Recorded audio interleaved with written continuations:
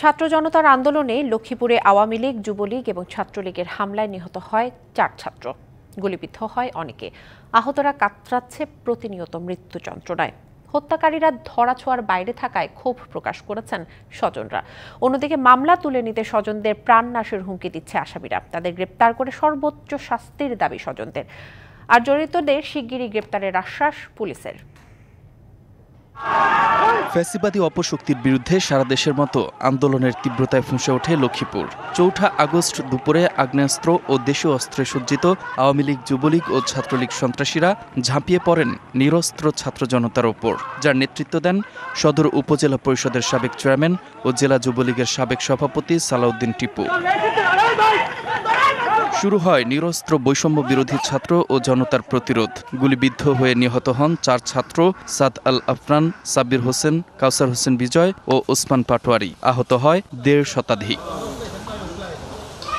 5 August Sheikh হাসিনার সরকারের পতনের পর লক্ষ্মীপুর সদর থানায় নিহত সাদ আল আফরানের মা ও সাব্বিরের পিতা আলাদা 2টি হত্যা মামলা দায়ের করেন, যেখানে আছে 166 জন আসামির নাম, অজ্ঞাত আরও 800 জন। অপরদিকে আন্তর্জাতিক অপরাধ ট্রাইব্যুনাল আদালতে শেখ হাসিনা সহ 114 জনের নাম উল্লেখ করে ও অজ্ঞাত 200 জনকে আসামি করে আরও একটি হত্যা মামলা দায়ের করা হয়।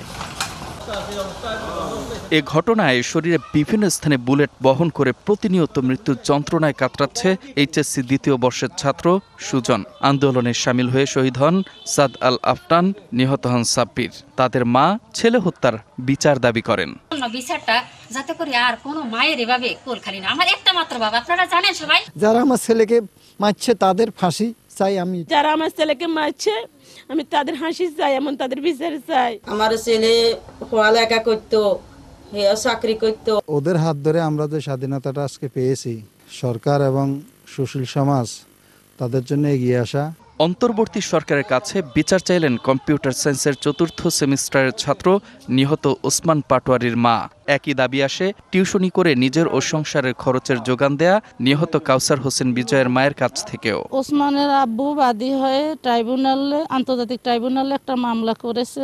নাগরিক কমিটির মাধ্যমে মামলাটা হয়েছে এবং ওনারাই এটা কার্যক্রম চালাইতেছে। আমার ছেলের যেন সুষ্ঠু একটা বিচার হয়, আমি সেটাই চাই। আমি শেখ হাসিনার বিচার চাই, ওয়াইদুল কাদেরের ফাঁসি চাই। একই দাবি আসে জেলা বৈষম্য বিরোধী আন্দোলনের সমন্বয়কের কাছ থেকেও। অতি দ্রুত এই খুনিদেরকে ধরে তাদের চূড়ান্ত বিচার নিশ্চিত করতে হবে। এবং আশা রাখি স্বল্পতম সময়ের মধ্যে আমরা অপরাধীদের চিহ্নিত করে তাদেরকে আইনের আওতা আনতে পারব। লক্ষ্মীপুর সদর থানার দায়ের করা 2টি হত্যা মামলায় জেলা পুলিশ এ পর্যন্ত এজাহারভুক্ত 7 জন ও সন্দেহভাজন 63 জনকে গ্রেপ্তার করে কারাগারে পাঠিয়েছে। DBC news desk.